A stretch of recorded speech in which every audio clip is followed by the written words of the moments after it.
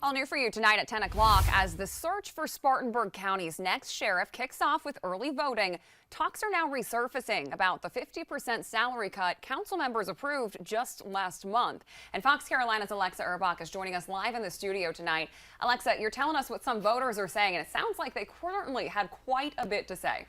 You're exactly right. And on the heels of former Sheriff Chuck Wright's resignation, Spartanburg County Council voted to cut the next sheriff's salary by more than 50%. While the future sheriff's salary was not on tonight's agenda, voters still raised concerns, including a council member who voted in favor of the cut. I didn't vote against it, and I should have, just to show my constituents.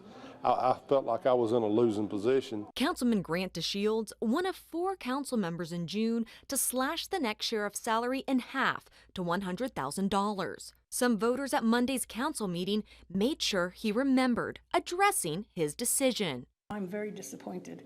You could have stood up, been steadfast, and been the only one to say that you were standing with the sheriff's salary. Liz Renal, just one of several vocal voters who think the new salary is too low. I just think they ought to give them a fair shot and a good paycheck for what they're going to have to deal with. It seems like they want to punish the position of sheriff for what the former sheriff may or may not have done. Former Sheriff Chuck Wright currently facing an FBI probe and ethics investigation.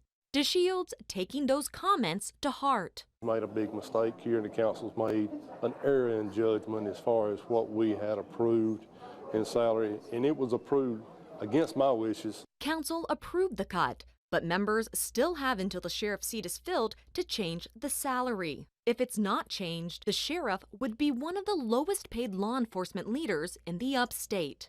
Even though I voted for it, I still think the salary is not comparable for what a man of that stature and a county of our size needs. DeShields says he hopes council will take another look at the salary before the next sheriff is announced. Voters hoping for that too. It angers me because it's not fair to the guys that are running to be lower than some of their upper echelon. Now, I asked Councilman DeShields if council plans to reconsider the sheriff's salary before the next leader is announced. He wasn't sure. Now, as that debate continues, tonight council approving a new position for the sheriff's office to help with their sex offender registry unit. Officials say the number of sex offenders is increasing in the county due to more people moving to the area.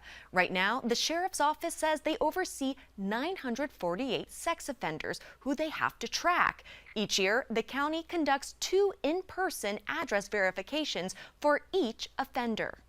That's 948 times 2 for one officer. That's a lot of work, and definitely to give relief because civil officers can't carry that weight and do their other job well as well. The sheriff's office estimates each month 5 new sex offenders move to their jurisdiction. The new position would be considered a master deputy. Alexa Erbach, Fox Carolina News.